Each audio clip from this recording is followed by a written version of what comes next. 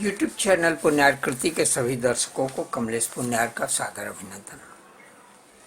नव संवत्सर 2080 के राशिफल विमर्श के क्रम में अब बारी है धनु राशि की। धनु राशि के जातकों के लिए यह वर्ष सामान्य शुभदायक रहेगा।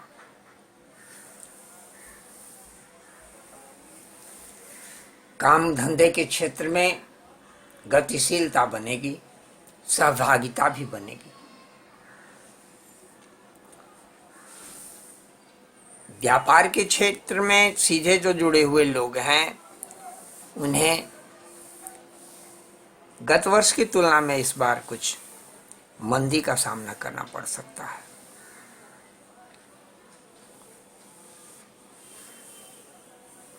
नौकरी पेशे वाले लोग जो हैं उनकी व्यस्तता और परेशानी बढ़ सकती है। अध्ययन अध्यापन के क्षेत्र में जो लोग हैं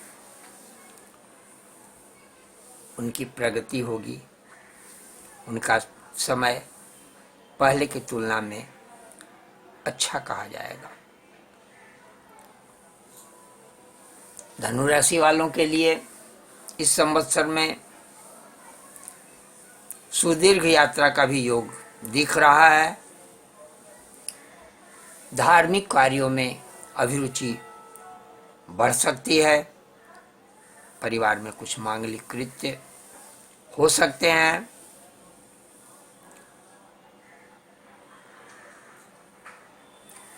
स्वास्थ्य की दृष्टि से धनु राशि वाले व्यक्तियों को थोड़ा सावधान रहने की आवश्यकता है। मानसिक तनाव उनके बढ़ सकते हैं पहले से।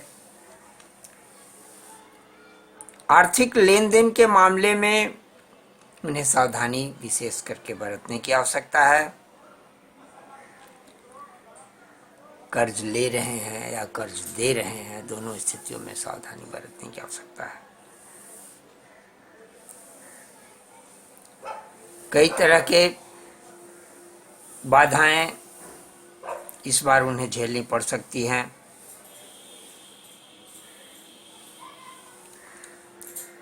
ऐसे में उचित यह है कि सिर्फ राशिफल पर वो निर्भर न रह करके अपनी जन्म कुंडली का भी विशेष विश्लेषण करा लें कि वर्तमान समय में किस ग्रह की महादशा, किस ग्रह की अंतर्दशा चल रही है और तदनुसार महादशा और अंतर्दशा से संबंधित ग्रहों का उपचार भी उन्हें अवश्य करना चाहिए। क्योंकि सिर्फ राशि जनित विघ्न को दूर करने से काम नहीं चलेगा।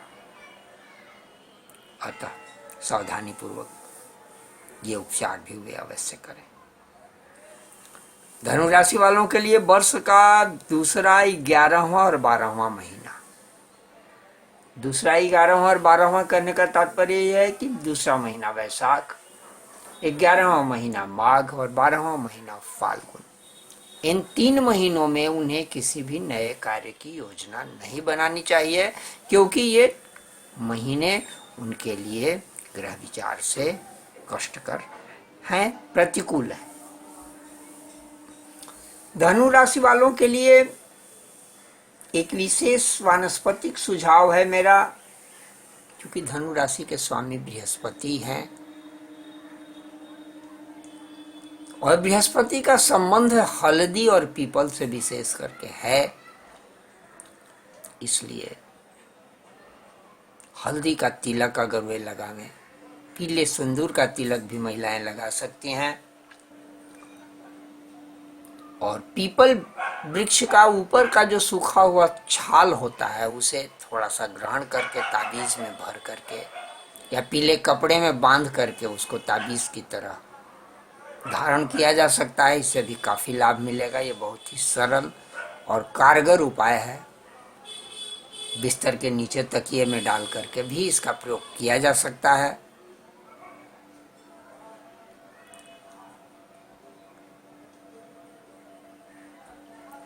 अब आते हैं आगे मकर राशि की चर्चा कर सकते हैं। मकर राशि वाले लोगों के लिए शनि की ये अढ़ैया नहीं, शनि की 7.5 का प्रभाव है।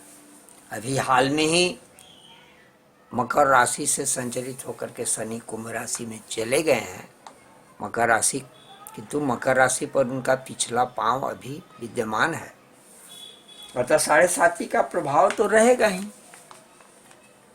फलतः शनि जनित उपचार, अतः शनि जनित उपचार पर उन्हें विशेष ध्यान देने की आवश्यकता है। चोट चपेट, वाहन संबंधित दुर्घटनाएं वगैरह, आकार वाद विवाद की स्थिति, मानसिक क्लेश, अशांति आदि की स्थिति, मतलब कि शनि जनित जो परेशानियां हैं उन्हें झेलनी पड़ सकती है। इसके निवारण के लिए शनि संबंधित उपचार, जप, दान, होम इत्यादि करना चाहिए। क्योंकि मुख्य रूप से मकर राशि वाले जो हैं वो शनि से इस बार विशेष प्रभावित रहेंगे। मकर राशि के स्वामी भी शनि ही है।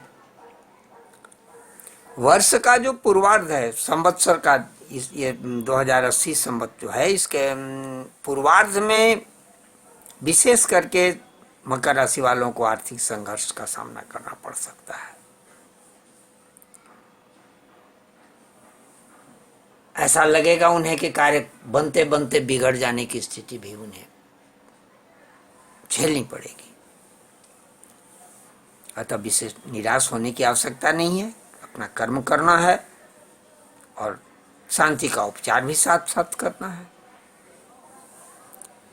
जमीन जायदाद के क्रय विक्रय से जो जुड़े हुए लोग हैं उन्हें बहुत सावधान रहने की आवश्यकता है, क्योंकि उन्हें भारी नुकसान का सामना करना पड़ सकता है। अतः बहुत सोच समझ करके निर्णय लें जमीन जायदाद के क्रय और विक्रय संबंधी कार्यों में।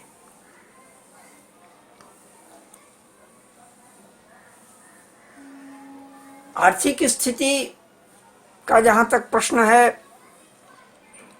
अर्थ संचय पर भी ध्यान रखने की आवश्यकता है।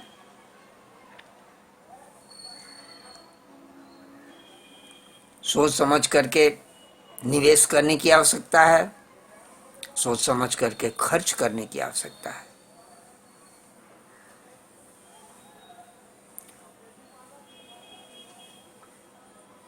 आजीविका के क्षेत्र में सहयोगियों का सहयोग, तालमेल बना करके चलने की आवश्यकता है, अन्यथा असहयोग की स्थिति उत्पन्न हो सकती है।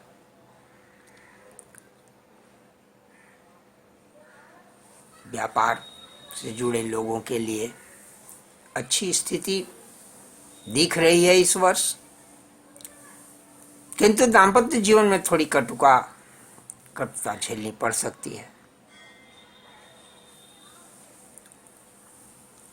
सामाजिक मान प्रतिष्ठा इत्यादि पर भी मकर राशि के जातकों को ठेस पहुंच सकती है। माता पिता के स्वास्थ्य में बाधाएं आ सकती हैं।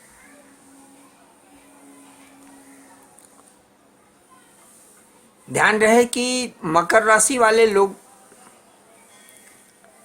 संवत्सर के पहले, तीसरे और 7वें महीने में विशेष सावधान रहे, कोई नई कार्य योजना न बनावे।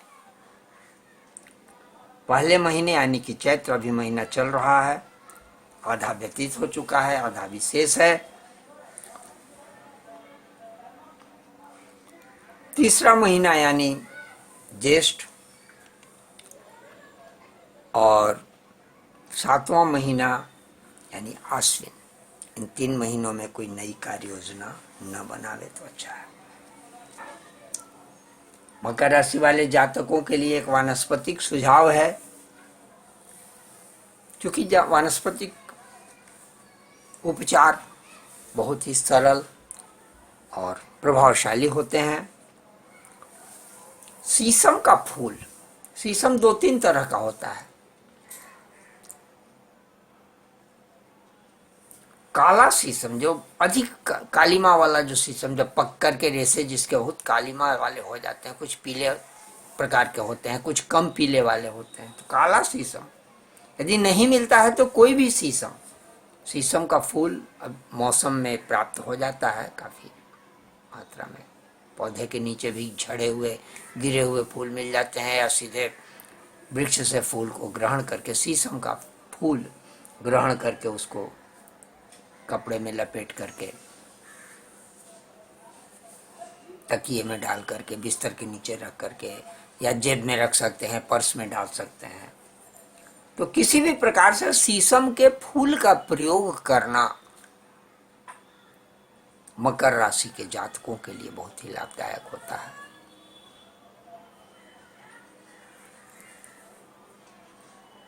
अब कुंभ राशि की चर्चा करते हैं। कुंभ राशि, क्योंकि अभी हाल में शनि का संचरण कुंभ राशि पर ही हुआ है, इसलिए कुंभ राशि वाले भी शनि की 7.5 से ग्रस्त हैं। सीधे इनके सीने पर शनि का पूर्ण दबाव है। स्वाभाविक है कि शारीरिक, मानसिक, आर्थिक विभिन्न तरह के परेशानियां, शनि जनित परेशानियां इन्हें झेलनी पड़ सकती हैं। ऐसे लोगों को चाहिए कि जन्म कुंडली का विशेष विचार करके तात्कालिक महादशापति, अंतरदशापति आदि का भी उपचार अवश्य करना चाहिए, अन्यथा परेशानी, शनि जनित परेशानी और अधिक उन्हें परेशान कर सकती है, बढ़ सकती है। स्वास्थ्य संबंधी बाधाएं कुंभ राशि वालों के लिए रहनी ही है, अतः स्वास्थ्य के प्रति भी सचेष्ट रहने की आवश्यकता है। हड्डी से संबंधित बीमारियां, पेट से संबंधित बीमारियां इन्हें विशेष परेशान कर सकती हैं।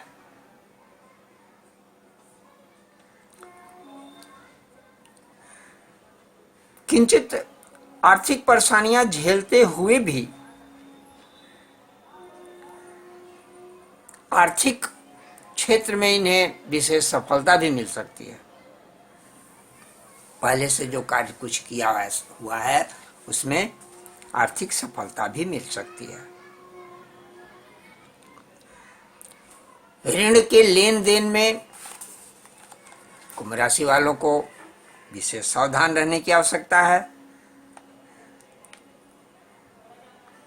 आजीविका के क्षेत्र में सहयोगियों का तालमेल बना करके रहने की आवश्यकता है, अन्यथा परेशानी हो सकती है।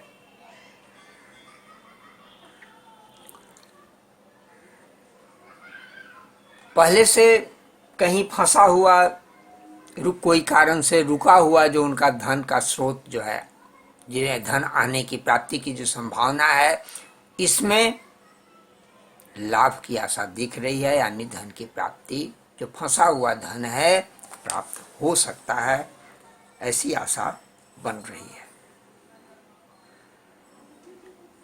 दाम्पत्य जीवन सुखमय प्रतीत हो रहा है। नौकरी पेशे से जुड़े हुए जो कुंभ राशि के लोग हैं उन्हें पदोन्नति के आसार भी प्रतीत हो रहे हैं। जमीन जायदाद संबंधी कार्यों में कुछ बाधाएं दिख रही हैं, कुछ कठिनाइयों का सामना करना पड़ सकता है। ध्यान रहे कि कुंभ राशि वाले जातक संवत्सर के दूसरे, तीसरे और 12वें महीने में किसी नए कार्य का निर्णय न लें, क्योंकि ये समय इनके लिए कष्टकर है। दूसरे, तीसरे और 12वें का तात्पर्य है वैशाख महीना, ज्येष्ठ महीना और फाल्गुन महीना। कुंभ राशि के जातकों के लिए एक सरल वानस्पतिक उपचार मैं सुझा रहा हूं, वो है समी का फूल, जड़, पत्ता क्रमशः। फूल सबसे अधिक कारगर है, उसके बाद जड़, नहीं है अभाव में पत्ते का भी प्रयोग कर सकते हैं। फूल और जड़ विशेष करके कारगर, उसको ग्रहण करके प्रणाम करके समी वृक्ष से आदर पूर्वक थोड़ा सा ग्रहण करें, बहुत अधिक तोड़े नहीं, उसे नष्ट न करें, थोड़ा सा ग्रहण करें, उसे भर करके ताबीज में डाल करके उसे धारण किया जा सकता है। इससे कुंभ राशि वाले जातकों को काफ़ी लाभ मिलेगा। वैसे भी शनि जो है वो शनि देव का प्रिय वनस्पति है और वर्तमान समय में शनि देव अपनी ही राशि कुंभ पर विराजमान भी हैं, संचरण भी कर रहे हैं, इसलिए विशेष ध्यान देने की आवश्यकता है। अब राशि समूह का अंतिम है मीन राशि, इसकी चर्चा करते हैं। मीन राशि वाले जातकों के लिए भी, क्योंकि शनि कुंभ राशि पर है, इसलिए मीन राशि वाले जातकों पर भी शनि की 7.5 का प्रभाव है, यानी शनि का अगला पैर मीन राशि पर है। तो इन्हें भी शनि जनित विघ्न झेलने पड़ेंगे ही, जैसा कि मकर और कुंभ राशि के लिए कहा गया। हाँ, मात्रिक अंतर हो सकता है, मात्रा का भेद होगा। अब ऐसा नहीं है कि तीनों राशि वालों को एक तरह का ही, मकर को ही, कुंभ को भी, इनको तीनों को एक तरह, तीनों की 7.5 है, लेकिन तीनों के प्रभाव में, दुष्प्रभाव में फर्क होगा, मात्रा का भेद होगा। मीन राशि वाले जातकों के कारोबार में परेशानियां उठानी पड़ सकती हैं। मानसिक कष्ट, शारीरिक कष्ट, निरर्थक भाग दौड़, व्यर्थ की यात्राएं, चोट चपेट, आकस्मिक विवाद, अकारण विवाद वगैरह की स्थितियां बन सकती हैं। पारिवारिक तनाव, पारिवारिक समस्याएं भी उनकी बन सकती हैं। कुल मिलाकर के शारीरिक आर्थिक के तुलना में मानसिक रूप से उन्हें अधिक कष्ट का सामना करना पड़ सकता है। उन्हें चाहिए कि अपने जन्म कुंडली के अनुसार भी तात्कालिक महादशा, अंतर्दशा पतियों का विचार भी कर लें और उनकी शांति का भी उपाय करना चाहिए, जिससे विशेष लाभ उन्हें मिलेगा। मुख्य रूप से ये शनि जनित परेशानियां ही उन पर अधिक हावी है। कार्य क्षेत्र, नौकरी पेशा वगैरह में जो लोग हैं उनका भी जीवन बड़ा है उतार चढ़ाव वाला होगा। गुप्त शत्रुओं से भी इन्हें सावधान रहने की आवश्यकता है। कुछ शत्रु तो प्रत्यक्षता है, उनके प्रति आप अधिक सचेत रह लेते हैं, लेकिन कुछ ऐसे शत्रु होते हैं जिनके बारे में आप जान नहीं पाते हैं, समझ नहीं पाते हैं। ऐसे भी लोग हैं। इस तरह के गुप्त शत्रु भी मीन राशि वालों को कष्ट दे सकते हैं, परेशानी दे सकते हैं। किंतु दूसरी ओर एक शुभ समाचार है कि न्यायालय से संबंधित जो कार्य हैं, जो अब तक रुके हुए कार्य हैं, मीन राशि वाले जातकों के लिए, उन्हें न्यायिक कार्यों में सफलता मिलेगी। स्वास्थ्य के प्रति भी उन्हें सचेत रहना है। ये मैं पहले भी कह चुका हूँ। मानसिक क्लेश, स्पर्श सुनो विशेष रूप से झेलना है। एक चीज का और मैं यहाँ ध्यान दिलाता हूँ कि किसी भी चीज में निर्णय जल्दबाजी में न लें, और संदेहास्पद स्थिति कहीं भी कुछ ऐसी हो, कुछ चीजें, तो वहां पर बिल्कुल सतर्क रहें।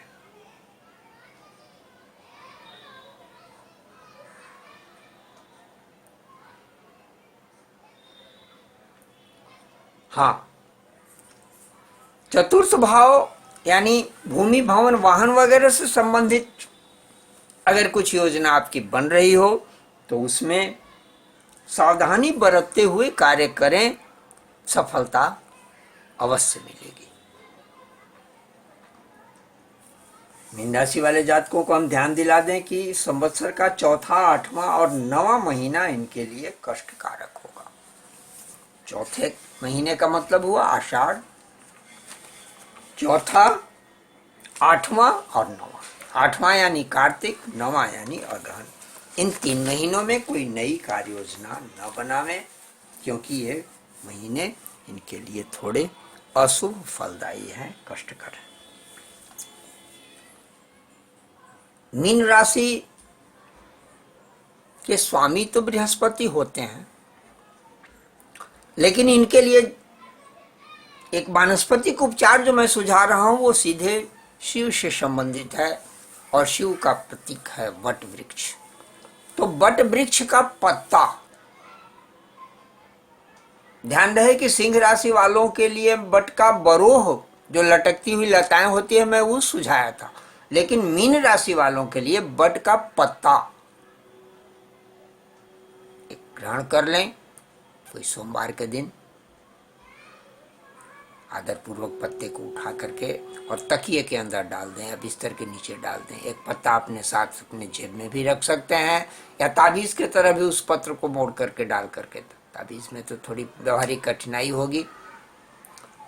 सबसे अच्छा है कि पत्ते को अपने साथ जेब में रख सकते हैं या बिस्तर के नीचे डाल करके सदा रखेंगे तो ये विशेष लाभदायक होगा। मीन राशि के इस चर्चा के साथ ही ये राशि फल विमर्श का ये प्रसंग अब यहीं समाप्त होता है। इसी तरह से हमारे चैनल पर आप नियमित बने रहें, कुछ नए नए विषयों के साथ समय समय पर आपके समक्ष हम उपस्थित होते हैं और मेरा प्रयास होता है कि संवत्सर परिवर्तन, ध्यान रहे वर्ष परिवर्तन नए अंग्रेजी वाले जनवरी फरवरी वाले हिसाब से नहीं, संवत्सर परिवर्तन जो चैत्र शुक्ल प्रतिपदा से होता है, तो इस संवत्सर परिवर्तन के साथ ही हम राशि फल, संवत्सर का राशि फल प्रस्तुत करते हैं संक्षिप्त रूप में। आप जहां भी रहें स्वस्थ रहें, शानंद रहें, प्रसन्न रहें, यही मेरी कामना है। हरि ओम तत्सत।